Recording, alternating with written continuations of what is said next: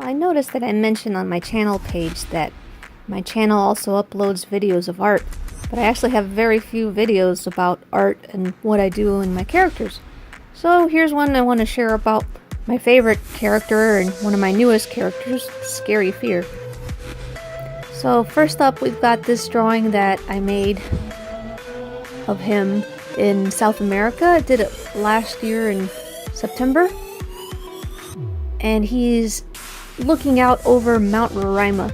Now, this is a real mountain in Venezuela.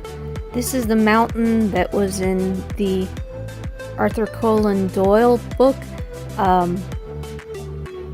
The Lost World. And this is at the top where the explorers went and found all the dinosaurs still living. This was also the mountain that was in the Pixar movie Up, which is my favorite movie by them of all time. And it is a real place, and it's beautiful, and I hope to go there one day. I'd love to climb to the top, or take the easy way and take a helicopter up there. Either way, I definitely want to go and see all the beautiful countryside and the rare plants and animals that are up there. So Scary Fear is a representation of myself. In some ways he is very much a part of me. So yes, this is my travel spirit that I have, that I love to go and see new places and sights and sounds. Okay, here we've got Skylar. He is Scary Fear's human form, and he studies psychiatry. He's very much into the mind, and especially fears. So he likes to find out what people's fears are and pretend to help them. And I had fun making this drawing. I wanted it to be very detailed, so I put up fancy wallpaper, and he's got statues and paintings of things that would be frightening, like a shark and a bronze raven and tornado there in the background. Now, I realized that this drawing is actually completely wrong as far as his office environment. I made this look like it's more of a 1900s America type of background, and that's not what it would be like at all. I don't know why I did that. But maybe just for the challenge that I wanted to make it look fancy, but he's recent future actually. So his office would be very modern and high-tech, lots of whites and blacks, just modern furniture. So this one is actually, I may redraw it sometime, at least the background. Well, here's a fun piece that I wanted to do, a simple, quick sketch. Just Fear standing on a tiny cliff top in this mountain scene. The sun is rising, and I wanted to do beautiful sunrise colors. He's getting ready to take off and start a day of scaring.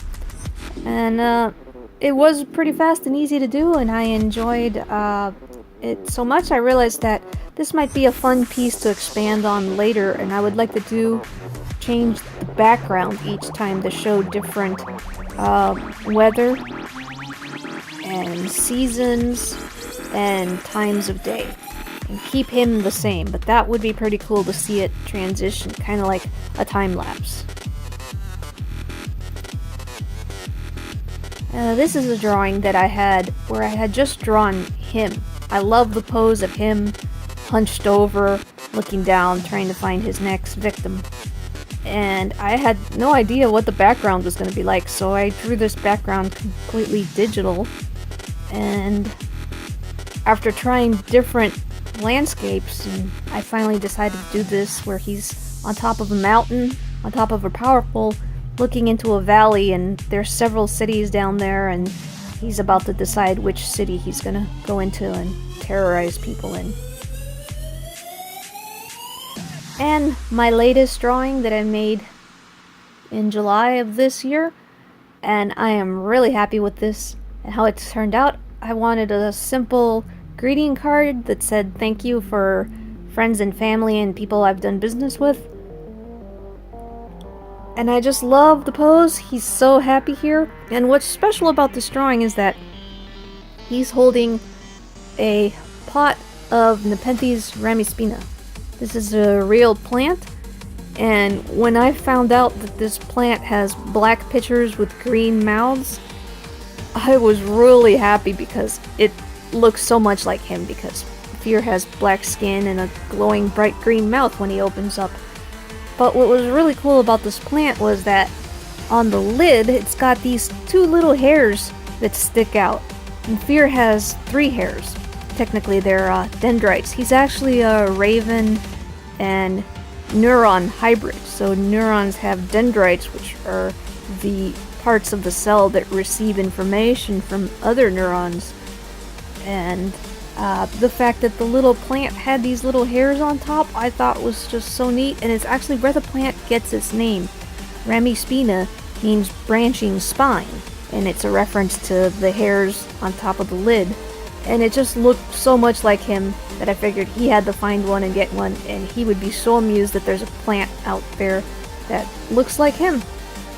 So that's some of my most recent art.